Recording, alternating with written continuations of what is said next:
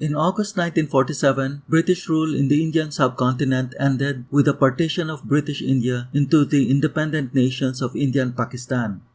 During British rule, there also existed across the Indian subcontinent some 560 semi-autonomous polities which the British called princely states, whose rulers held local authority with treaties or alliances made with the British government. The princely states covered some 40% of the Indian subcontinent and comprised 23% of its population. In July 1947, as partition loomed, the British gave the rulers of the princely states two options: to be incorporated politically and geographically into either India or Pakistan, or to revert back to their pre-colonial status as independent states. Then at partition in August 1947, through the process the British called Accession, nearly all of the princely states had been incorporated into either India or Pakistan. However, a small number held out and automatically reverted back to being independent states. One such state was Jammu and Kashmir, the largest of the ex-princely states and situated between India and West Pakistan. Fearing the widespread violence that had accompanied the birth of India and Pakistan, Hari Singh, the Kashmiri Hindu monarch, chose to remain neutral to avoid the same tragedy from befalling his mixed constituency of Muslims, Hindus, Sikhs, and Buddhists. But Pakistan exerted diplomatic pressure on Kashmir as the Pakistani government had significant strategic and economic interests in the former princely state. Most Pakistanis also shared a common religion with the overwhelmingly Muslim Kashmiri population. Jammu and Kashmir's population comprised 77% Muslim, 20% Hindu, and 3% Sikhs and Buddhists. For the Kashmiri monarch, acceding to India might inflame the Muslim majority, while acceding to Pakistan might put Hindus and Sikhs in a vulnerable position. India also nurtured ambitions on Jammu and Kashmir and wanted to bring the former princely state into its sphere of influence. On August 14 to 15, 1947, Kashmir offered to sign a standstill agreement, a preliminary document to accession with Pakistan and India. Pakistan accepted while India requested further discussions. With Kashmir now nominally independent, British security forces departed. Consequently, Kashmir was left with only a small native army.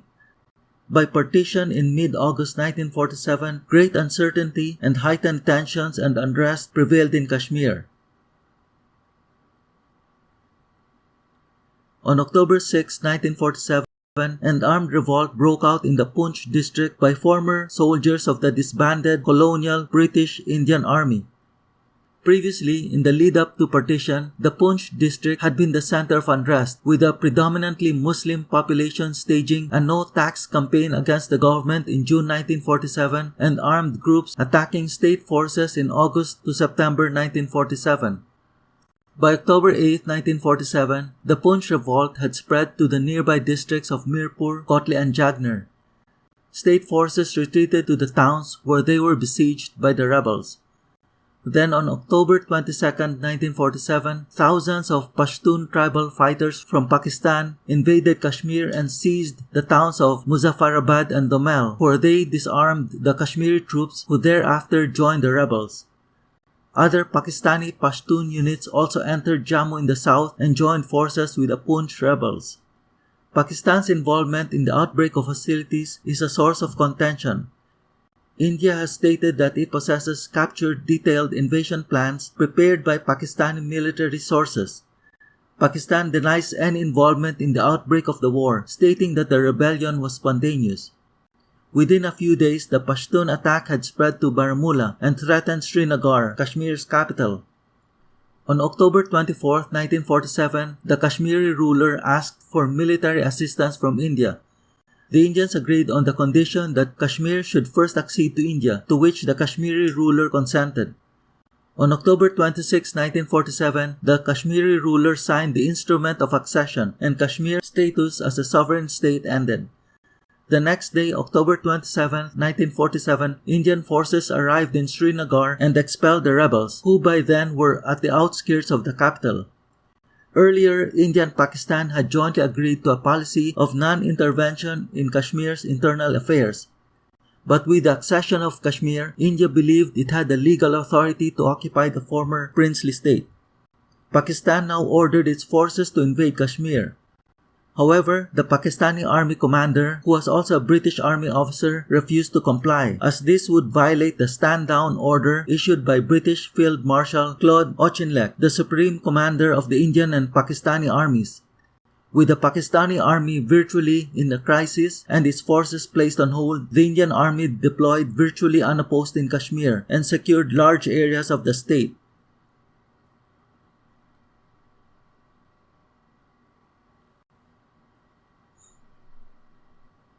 In early November 1947, the Gilgit Scouts, a civilian paramilitary based in the Gilgit region in northern Kashmir, broke out in rebellion and declared accession to Pakistan. The Gilgit Scouts were soon joined by tribal militias from Chitral in northern Pakistan. Together, they seized control of Gilgit and Baltistan and formed a provisional government for separate independence. However, on November 16, 1947, Pakistani officials arrived and took over the administration and military functions of the region for Pakistan. By mid-November 1947, the Indian Army's counterattacks in the west had recaptured Uri and Baramulla and had pushed back the coalition of Kashmir rebels and Pakistani Pashtun fighters toward the border. Further Indian advances were stalled by the onset of winter as the Indian troops were not prepared for fighting in the cold, high altitudes and were encountering logistical problems. With the Indian forces settling down to a defensive position, the rebel coalition forces went on the attack and captured the towns of Kotli and Mirpur in the south, thereby extending the battle lines in the west to a nearly north-to-south axis. In southwest Kashmir, the Indians took Cham and fortified the key city of Jammu, which remained in their possession throughout the war.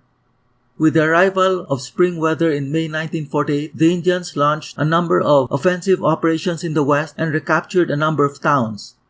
The arrival of Pakistani army units in rebel-held Kashmir in the west stopped further significant Indian advances.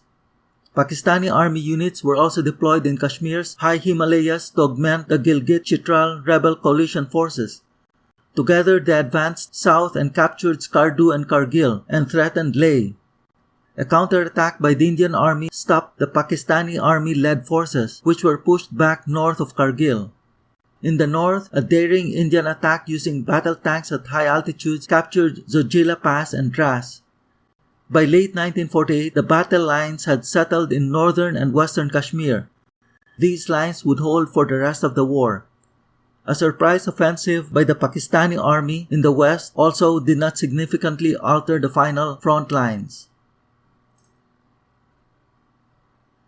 On December 31, 1947, India referred the Kashmir issue to the United Nations Security Council, which the latter acknowledged the following day, January 1, 1948. On April 21, 1948, the Security Council passed Resolution 47, which called for an immediate ceasefire and a three-step resolution. 1. Pakistan would withdraw its forces from Jammu and Kashmir. 2. India would then reduce its forces to minimum strength enough to maintain peace and order. And 3. A plebiscite would then be held to resolve the issue of Kashmir's accession to either India or Pakistan. Both sides raised objections to Resolution 47, which ultimately failed to bring about the militarization of Kashmir. On January 1, 1949, India and Pakistan signed a ceasefire agreement, and on July 27, 1949, a ceasefire line was established with its monitoring tasked to a UN force. However, subsequent UN resolutions also failed to bring about a definitive resolution, including the Dixon Proposal, which called for the holding of separate plebiscites by region as the basis of Kashmir's partition. The Dixon Proposal perceived that Jammu and Ladakh favored integration with India, Azad Kashmir and the northern areas favored integration with Pakistan, and an uncertain plebiscite result in the Kashmir Valley. Pakistan rejected the Dixon Proposal, insisting that the plebiscite be held in the entire state or that the state be partitioned along religious lines. Neither India nor Pakistan fully carried out its part of Resolution 47. Consequently, no plebiscite was held in Kashmir.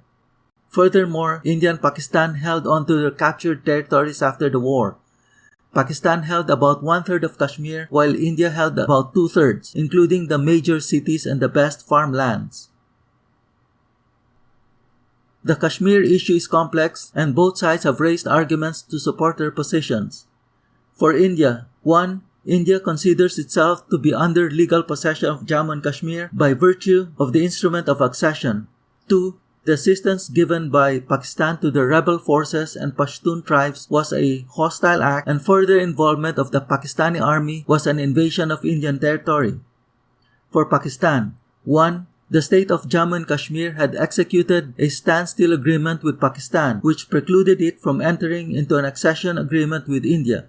2. The Kashmiri ruler had no authority to execute accession because his people had revolted and he had fled the capital. 3. The Azad Kashmir movement as well as the Pashtun tribal incursions were indigenous and/or spontaneous and were not initiated by Pakistan. 4. For a plebiscite to occur, a simultaneous troop withdrawal by Indian Pakistan must take place since the average Muslim would never have the courage to vote for Pakistan in the presence of Indian troops.